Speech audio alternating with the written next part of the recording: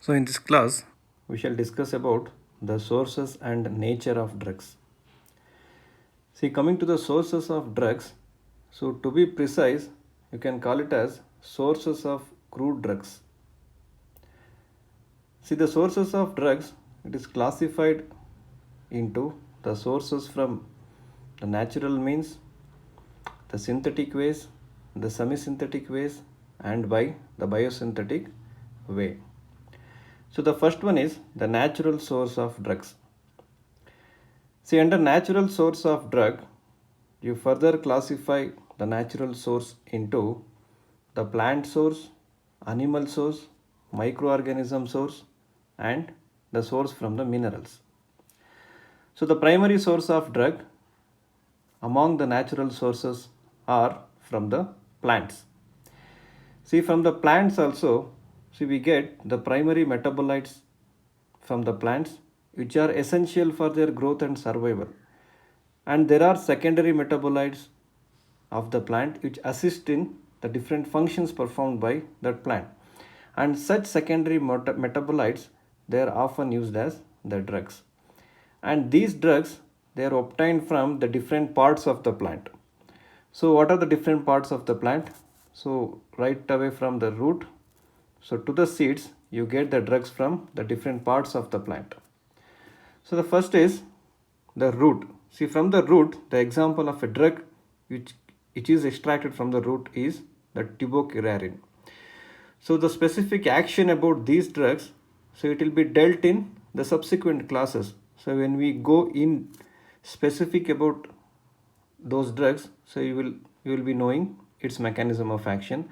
So for time being, so we will concentrate only on the examples that are derived from the examples pertaining to the different parts of the plant. Okay, so from the root, the example is the tubocurarine used as a muscle relaxant.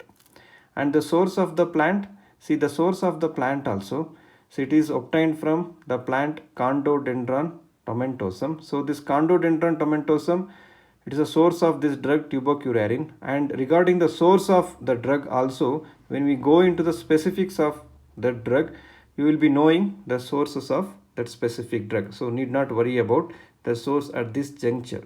So only we shall concentrate on the examples of the drug from the different parts of the plant. Then the stem. So from the stem, the yohimbine is extracted. Yohimbine is an alpha-2 receptor antagonist. Then from the leaves, the classical drugs, the atropine and the digitalis drugs are extracted. Atropine, it is from the plant Atropa belladonna. The leaves of Atropa belladonna gives the atropine drug. And also the flower. See, from flowers also the drugs are extracted. The vincristine, commonly used as an anti-neoplastic agent, and in veterinary purpose, vincristine is a preferred anti-neoplastic agent to treat transveneral tumor, TVT, that affects the dog. Then clove. The clove, it is also obtained from the flower buds. See, clove is obtained from the flower buds. See, flower buds are dried, and the dried flower buds are nothing but the clove. Clove of the source, you just read the source of the cloves. Then from fruits and from seeds also you will get the drugs. The strychnine from Strychnus nexvomica. Arecolin, adike, so from Areca catacho. So you will get the drugs from fruits and seeds. And seed pods also. The opium or opium poppy we get from the seed pods. So the important opium compound is the morphine. And nowadays what's happening, instead of extracting the drug from the plant source, so a new technology has been developed. So you know it, the technology is called as plant tissue culture. So you take a part of the plant. Suppose you take the root of that plant and you cultivate it in a in vitro nutrient media, and that root, it will develop into a whole plant. So because of the totipotent nature of that root, see, every part of the plant, it is having the totipotent nature, so the capacity of a part to develop on its own. So because of that property, it will develop as a plant. So from that they are going to extract. So in bulk you can extract the drug by using this plant tissue culture. And the second natural source, it is from the animals. See, from animals also acts as source for several drugs. And the examples of animal parts from which the drugs are extracted, see, from pancreas of pigs and The humans, see from pancreas, you will get the insulin. And the blood, serum and plasma. See from blood, the whole blood is used in transfusion. Serum, you get vaccine. You can collect the anti-sera. And plasma, whole plasma is used. The platelets are used. Then sheep thyroid. So whenever there is thyroxine deficiency, the thyroxine is extracted from the sheep thyroid. Then cod liver oil, again from the fishes. From fish, you get this cod liver oil. So it's a rich source of vitamin A.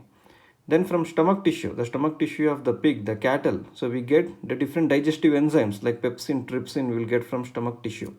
Then from urine, so from urine, you will extract the HCG, human chorionic gonadotropin, or PMSG. So there are some examples of drug you get from the animal source also. And microorganisms, see from microorganisms also you can get several drugs. See for example antimicrobial, so it is the antibiotic, which transformed the picture. So it transformed which revolutionized the phase of activity of a drug against the bacteria. So the penicillin. So where we get this penicillin? Penicillin was extracted from the Penicillium notatum fungi. So from a microorganism we got that penicillin. So antimicrobial has its source from microorganisms. Similarly anti-neoplastic. For example actinomycin. Actinomycin is obtained from a microorganism. Then anti-diabetic drug. For example acarbose. See acarbose, it is having source from microorganism. Then probiotics, you know about probiotics, lactobacillus, Saccharomyces. So they are all the microorganisms. Then vitamins. So the source is from the microorganism. The B complex vitamins, the source is from the microorganism. Then the next natural source is from the minerals. See several minerals, they act as drugs. So used as drugs. See iron, the ferrous sulfate. It is used in anemia to treat anemia. Calcium carbonate used as an antacid. Calcium used to treat hypocalcemia. Then zinc sulfate used to treat wound. Then magnesium in the form of magnesium sulfate used as a purgative. To increase the intestinal motility, very commonly this magnesium sulfate is used. Then potassium iodide, it is used as an expectorant. Then sodium bicarbonate, it is very commonly used as antacid. So like that, several drugs are obtained from the natural sources. So among natural sources, there are some drugs which are obtained from the plants, animals, microorganisms, and from the minerals. And the major source of drugs nowadays, what we use as its origin from the synthetic source. So here the drugs are prepared commercially. So in a laboratory setup, so commercially the drugs will be prepared. So based on its chemical structure, so alterations will be made. So in bulk, the synthetic drugs will be prepared. For example, the paracetamol, aspirin. And at present, more often we get higher number of synthetic drugs. Then semi-synthetic one. What do you mean by semi-synthetic one? So semi stands for, so here the source is from the natural way. So from natural source, the parent compound is taken. So some alteration is made for that parent compound. So that's how the drug is prepared. So such kind of drug we call it as semi-synthetic drugs. For example, ampicillin. Say ampicillin, here the penicilloic acid is the parent compound. So from penicilloic acid, so they have prepared the ampicillin. So likewise oxymorphone. So the parent compound being morphine, they made subtle alterations to the morphine and they made oxymorphone. So such type of compounds comes under semi-synthetic source. Then there is a novel way of getting a drug, biosynthetic source. Using biotechnological tool, now we are getting so many drugs from this biosynthetic way.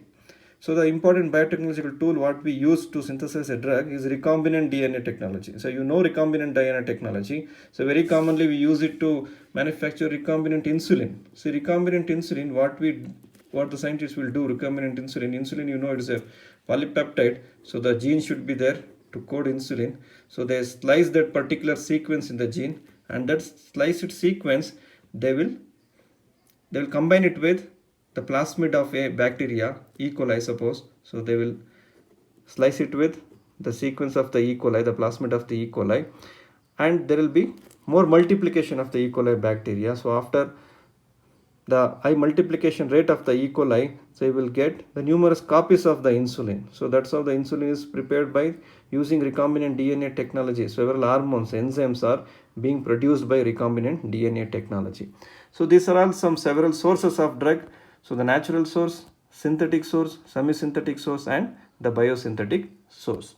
So this is about various sources of drugs. So as far as the plant source is concerned, the drugs from the particular plant source, you can refer the textbook, or when we go into the specific drugs, you will know the source of drugs, so the source of each drugs.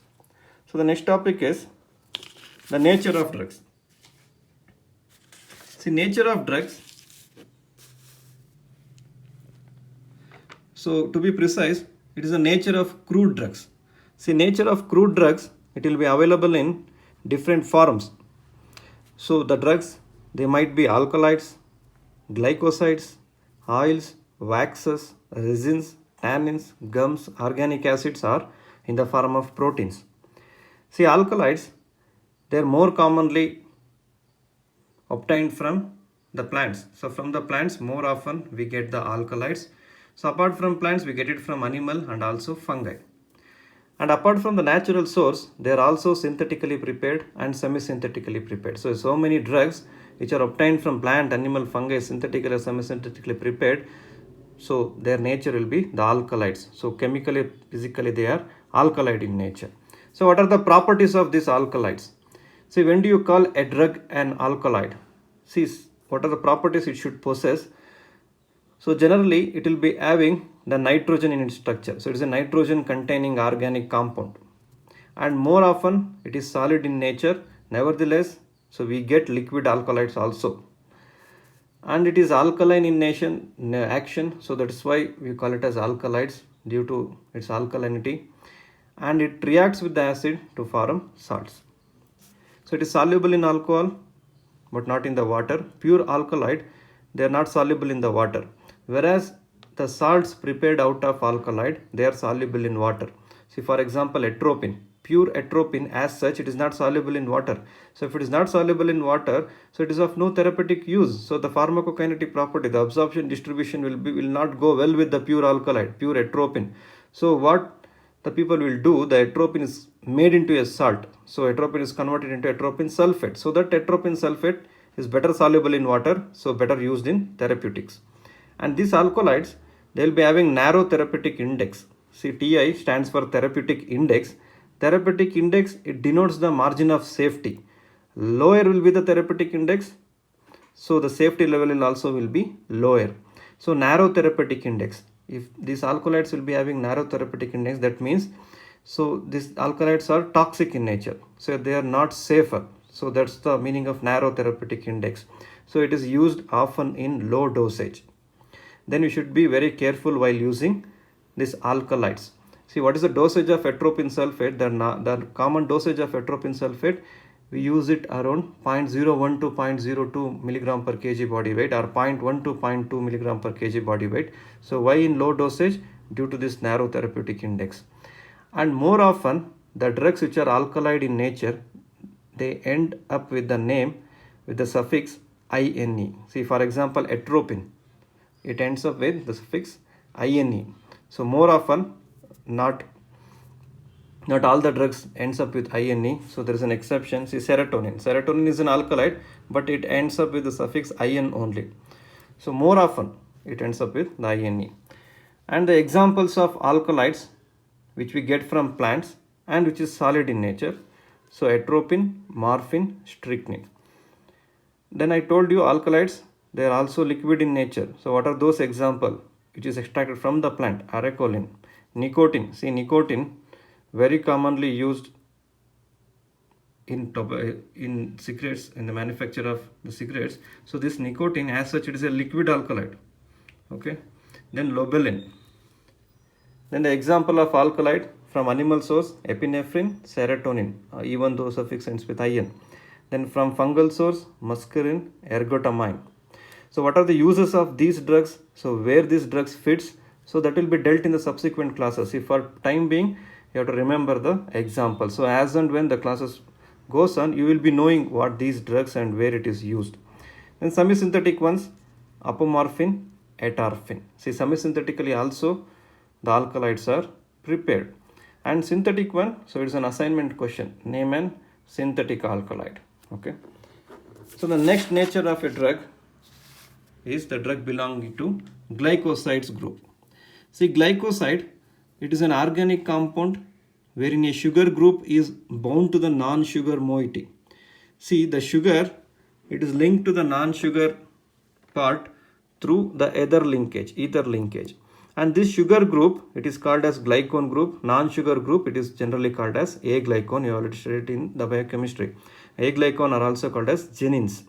And this aglycone or genin are the important portion, so that is having the pharmacological activity, the mechanism of action of the drug, which is glycoside in nature. So the pharmacological activity resides in the aglycone portion. Then what are the properties of these glycosides? See, the drugs which are glycoside in nature, what are its properties? So it's an organic compound, so it contains carbon, then hydrogen, oxygen, sometimes nitrogen also. Whereas the alkaloids, it is a predominantly nitrogen containing organic compound. Okay, and this glycoside is neutral in action, whereas alkaloids are alkaline, and there is no reaction with acids or alkali to form salts, whereas in alkaloid it reacts with acid to form salts. And these glycosides, they are soluble in alcohol. Then pharmacological activity, as I told, it mainly resides in the aglycone portion. Then what is the function of this glycone portion? It helps in the pharmacokinetic property of a drug, or it helps in the absorption of a drug, it helps in the distribution of a drug. So likewise, the pharmacokinetic parameters will reside in the glycone portion of the glycoside. And the drugs which are glycosides in nature, they end up with the suffix name IN. And the classical example of a glycoside, the examples are the cardiac glycosides, are often called as digitalis. See, digitalis is a group name given to the cardiac glycosides. Under digitalis, you get different drugs. For example, digitoxin, digoxin, oben. Then saponins. See, saponins, they are also plant glycosides which are having a unique property of frothing. And the aglycone portion present in the saponin, it is called as sapogenin. The example of a saponin is digitonin and glycyrrhizin. See, glycyrrhizin is an example of saponin, and saponin is a type of a glycoside. See, the unique property, all other properties are similar to the glycoside. So attached to the other properties of glycoside, what is the uniqueness of a saponin? It is having the frothing property. Then the next class of drugs belonging to the oils. See, under oils, it is classified into volatile oils, fixed oil, and mineral oil. And the first one is the volatile oil. So what do you mean by volatile oils? See, volatile oil, it is also called by the name essential oil or aromatic oil. So here essential does not refers to an essential amino acid or essential fatty acid. So what do you mean by essential amino acid? Essential amino acids are those amino acids which are essential to the body. They are not synthesized in the body. So that's why it is essential to the body. You have to give the amino acids from the other source, right? Whereas this essential oil, it is not in that sense. So it is not essential to the body. It is to do with the essence. So essence are a particular odor that is coming out from that oil. Because of the word essence, that essential oil came into existence. Then this volatile oil, they are mainly extracted from the process called as steam distillation. So predominantly they are extracted from this steam distillation. Other extraction processes also involved in extraction of volatile oil, but the predominant one is steam distillation. So what will happen in steam distillation? See, for example, eucalyptus oil. So you have used eucalyptus oil. See, what happens in eucalyptus oil? See, they take the eucalyptus leaves, they dry the eucalyptus leaves, and in a round bottom flask, so they put a flask inside it. Inside the flask there will be dried leaves, and they heat up this round bottom flask. Then the steam will be generated. The steam, they made it to go through a tunnel, and this tunnel there will be running cold water. So there will be condensation reaction. So the steam, once it enters this tunnel, so there will be cold water and the steam will be condensed into water, and this water will be stored here in this vessel, and along with that steam or the water, so the oil will also be collected. So here the water will be at the bottom, the oil will be floating on the water, and that oil will be taken out through a lid, or by other procedure the oil will be extracted out. So that is the steam distillation procedure, right? More often from steam distillation the volatile oils are extracted. So more often volatile oils we get from plants. There are certain volatile oils which we get from animals also. So that will become your assignment question. Name on a volatile oil, you get it from the animals, very commonly used in the perfumes. Then liquid volatile oil. See, liquid volatile oil, the examples are eucalyptus oil, clove oil, peppermint oil. Then the solid volatile oil. See, volatile oil need not be liquid in nature, so they also exist in solid form also. So the camphor, menthol, they are in solid form. See, menthol, if you freeze this peppermint oil, so it will become menthol. The peppermint oil, if you freeze it, it will become menthol. Menthol will be like it will be like kal sakre. ಈ ಕಲ್ ಸಕ್ಕರೆ ಯಾವ ರೀತಿ ಇರುತ್ತೆ ಆ ರೀತಿ ಇರುತ್ತೆ menthol. So it's like a solid crystals. Then properties. What are the properties of volatile oil? So they impart a particular smell or odor to the plant, either in the flower, leaves, or in other parts of the plant. So they might be liquid or solid in nature. So whatever the form, liquid or solid, they will be volatile at the room temperature or when you eat it. So this volatile oil, they will be easily solubilized in the alcohol, and that alcoholic solution of volatile oil we call it as essence. So very commonly used in the cosmetics, in perfumes we use this essence, and in culinaries also we use the essence. And this volatile oil, they evaporate at the exposure of air. So if you expose it to the air itself, it will get evaporate, and it doesn't leave any greasy stain. It does not leave a greasy stain, and it does not form soap with the alkalis, and on storing it does not become rancid, and it is having no caloric or food value. You don't use eucalyptus oil for cooking, you don't use a peppermint oil for cooking, right? So it doesn't have a caloric or food value. So what do you mean by empyreumatic oils? See, empyreumatic oils, they are also volatile oil, but which do not exist in the living plant, but they are formed subsequently by destructive distillation. So where we heard this name destructive distillation, it is very commonly used to prepare the coal byproducts, right? See, coal is made to undergo this destructive distillation. From that the coal byproducts will be prepared, and such byproducts, one of the byproducts of this destructive distillation will be this empyreumatic oils. So they are also the volatile oil. And what is an example of empyreumatic oil? So that will be your assignment question, the example of empyreumatic oil. And the second form, the second classification of oil is the fixed oil. So fixed oil, they are ester of glycerol with long chain fatty acid called as glycerides. So they are also obtained from the plants and some from the animals also. So what are the properties of fixed oil? They are glycerides of stearic, oleic, and palmitic acids. So more often they are extracted from the particular part of a plant, that is from the seeds. And these fixed oil, they are liquid at room temperature, and they are non-volatile. So they are non-volatile. When you compare it with volatile oil, they are non-volatile, and they cannot be distilled. See, they cannot be distilled. So you cannot extract this fixed oil from steam distillation. They cannot be distilled. If you try to distill it, it will undergo decomposition. So another method by which these fixed oils can be extracted, it is by expression, or another method is pressing, or different type of other procedures are there. So to extract these oils, see, for example, castor oil. So in home only, see, at the level of home only, they used to extract castor oil from castor seeds. So ask your household, you ask your parents, so they will tell you how the castor oil is extracted from the castor seeds. So likewise, the olive oil, arachis oil, they are extracted from their respective seeds. And this fixed oil, they leave greasy stain. So if you smear this oil, so they are going to leave some greasy stain on the objects. It forms soap with the alkalis. So these are all some differential feature when you compare it with the volatile oil.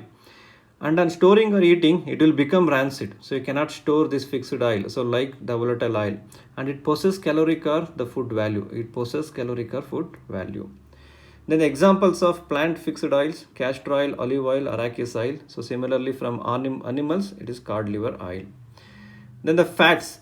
So fat, they are also fixed oil, which are solid or semi-solid in nature at the ordinary temperature. So it is from the animals. For example, lard, the pig fat, the lanolin or butter. Butter is also a fat and it is fixed oil. So what kind of thing is this butter? Butter is a fixed oil. So what are the properties of a fixed oil? The similar will holds good for the butter also. Then the mineral oil. Mineral oil are also called as petrochemical oils. So we get this mineral oil from the process of fractional distillation.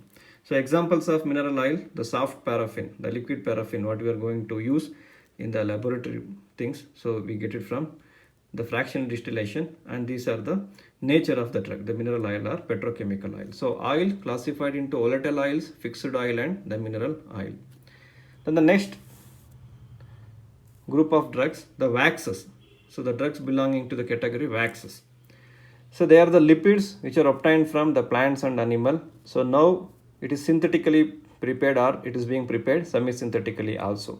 The melting point of wax, it will be above 45 degrees centigrade. So what are these waxes? Waxes are generally esters of higher alcohols. So example of waxes, beeswax. See in any honeycomb, so you will get a hexagonal form in an honeycomb. So this hexagonal form, the edges of this hexagonal, it will be smeared with this beeswax. So that is a beeswax. Then the paraffin wax. See, paraffin wax, it is one of the byproduct in the fractional distillation. You get this paraffin wax. Then the next group, the drugs which belongs to the resins. Drug belonging to the group, the resins. See, resins, they are solid or semi-solid amorphous product of complex chemical nature, more often obtained from plants. We do get resins from animals also. Resins, they are mainly made up of terpenes. So how we collect this resin? So you make a injury or incision to the whole plant, particularly at the bark, at the tree, the particular part of the tree. So you make a incision. Generally they make V-shaped incision, so that when you cut the bark in V shape, whatever the sap that comes from the bark, it will be collected at the junction and easy to collect that the sap. So that we call it as resin. So by injury or incision, we collect this resin by making a V shape of incision. So what are those examples? See, asafoetida, Ingo. So this asafoetida belongs to resin. And benzoin, the tincture of benzoin, what we commonly use as an astringent to stop the bleeding. So this benzoin belongs to the resins. Ginger is also a resin. Then podophyllum is a resin. See, benzoin, the solid form of benzoin, we use it as samrani. See, samrani in household things we use this benzoin, the solid form of benzoin. It is a resin. So from animals also we get resin. For example, shellac or the lac. And under resins, it is further classified into oleoresins, gum resins and balsams. See, oleoresins, resin, when it combined with a volatile oil, we call that product as a oleoresin. So this oleoresin, it is a natural secretion of a plant. So similarly, ginger. So to be more precise, ginger oil. See, ginger oil is an oleoresin. So ginger oil more associated with the ginger. So you can extract ginger oil. So that ginger oil, it is a resin combined with a volatile oil. So likewise, turpentine oil. See, turpentine oil, it is also a sap that is extracted from the bark of a tree. So once you obtain the sap out of the tree, so you put that sap through the steam distillation, you obtain the turpentine oil. So that is the example of oleoresin. Classical example of a oleoresin is turpentine oil. Then gum resin, resin combined with the gum or the latex, you call it as gum resin. The asafoetida is an example of gum resin. Then balsams. Balsams are oleoresins combined with benzoic acid or cinnamic acid. You call that compound as balsams. See, for example, benzoin. Benzoin belongs to the balsams. Balsam of Peru, balsam of Tolu. So they are all the balsams. Nothing but they are resins. So resins, they classify into oleoresins, gum resins and the balsams. So the important ones being the benzoin and the turpentine oil. Turpentine oil and the benzoin commonly used in veterinary practice. So they belongs to the resin group of drugs. Then the tannins. See, tannin, they are non-nitrogenous phenolic compounds which have an astringent action on the mucous membrane. Astringent refers to the group of substance which causes precipitation of the protein. So the substance which causes precipitation of protein, we call it as astringents, or its action is called as astringent action. See, for example, when you sip a cup of tea or when you sip a cup of coffee, you will feel this astringent action. So you will feel the precipitation of protein in a very slight way in the inner mucosal membrane of the buccal mucosal membrane. So that astringent action is due to the presence of tannin in the beverages. Okay, so it precipitates even metallic salts and alkaloids. See, alkaloids are also precipitated by tannin. So that's the reason why. So we avoid using alkaloid along with a tannin. So if you use a combination of alkaloid and tannin, it will precipitate alkaloid and it will decrease the mechanism of action of alkaloid. And the property of precipitating metallic salt, it is being used as an antidote. So that's the reason why that tannins are very commonly used antidote to treat metallic salt toxicity. And tannin, we get two types of tannin: pyrogallol tannins, pyrocatechol tannins. So pyrogallol tannin, it is derived from a pyrogallol, which is a glycoside of glucose. So example, the oak gall, clove, chestnut. See, from oak gall, it contains this tannic acid. So similarly, pyrocatechol contains pyrocatechol, pyrogallol contains pyrogallol. So it doesn't have a sugar in pyrocatechol. The examples are catechu and the cinnamon. Cinnamon is a example of tannin. See, cinnamon contains tannins. Catechu also belongs to the tannin group of drugs. Very commonly used antidiarrheal, catechu. So it belongs to the tannin. Then the gums. See, gums, they are emulsifying agents used in case of oil and a suspending agent for the insoluble substances. See, what do you mean by emulsifying agent? See, emulsifying agent is one which brings together oil and water, water and oil. See, oil is not miscible in water, water is not miscible in oil. So if you want to mix oil and water, you use an emulsifying agent. So what is an emulsion? See, milk is an emulsion where the oil and water easily mixes together. Right, so likewise, emulsifying agent is any agent that brings oil and water together. So such emulsifying agent is this gum. So a gum is an emulsifying agent in oil and suspending agent for insoluble substances. So commonly obtained from the seed coatings and the barks of the tree. So generally they are polysaccharides in nature. They are insoluble in water. If you add it in water, it will swells up and form a viscid adhesive fluid called as mucilage. See, what are the examples of gum? The classical examples of gum are the agar, which is obtained from the red algae, then gum tragacanth and gum acacia. See, while preparing a bolus, we use gum acacia. Why we use gum acacia? As a binder. See, as a binder, so as a suspending agent, we use this gum acacia while preparing the bolus. And agar, see, where we use this agar very commonly. See, in petri dish often comes along with this agar. So why they use this agar in microbiological plate in petri dish? So why they use it in microbial culture? The microbes, it cannot digest this agar. See, the microbes more often it don't digest agar. So in that sense they use this agar for the microbial plates. Then organic acid, the next group of drugs. See, any organic compound with acidic properties found in the plant, they are organic acid. For example, citric acid, tartaric acid, benzoic acid, and the salicylic acid. They belong to this organic acid. So likewise, the last group of drugs to which this one belongs is protein. The examples are albumin and the globulins. So these are the nature of drugs, where the drugs in crude form, they either belong to one of these categories. See, to highlight the drugs, it might belong to alkaloid, glycosides, oils, waxes, resins, tannins, gums, organic acids, or the protein. The crude drugs belongs to one of these categories. So what is important in this topic? The examples are important in these topics, and they might ask some properties of the alkaloids, glycosides, or this category of drugs. And the assignment questions, coming to the assignment questions. So what are the assignment questions in this topic? So assignment questions are: the source of actinomycin D is roots of plant. True or false? See, actinomycin D, it is an anti-neoplastic drug. Then name some synthetic drugs which are alkaloids in nature. See, we have studied the alkaloids which comes from natural source. So from plants, from animals, from fungi, from semi-synthetic one also we studied, but what is a synthetic alkaloid.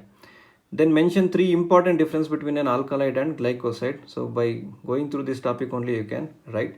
Cocaine is an addictive glycoside, true or false. Then tincture of benzoin belongs to dash class of drugs. See, this tincture of benzoin very commonly used to stop bleeding. So after dehardening, very commonly after dehardening, we put this tincture benzoin gauze to stop the bleeding. So such will be the capacity of this tincture of benzoin. So it belongs to dash class of drugs. Then castor oil, it is obtained from steam distillation, true or false. Then match the following. See, here there are group of drugs, and what is the way in which this category of drugs will be extracted. So that is mentioned in the B column. So match A with the number that has been given in the B column. Then all volatile oils are liquid in nature, true or false. Then example of a volatile oil, that is from the animal origin. And an example of empyreumatic oil. So mention an example of empyreumatic oil. Thank you.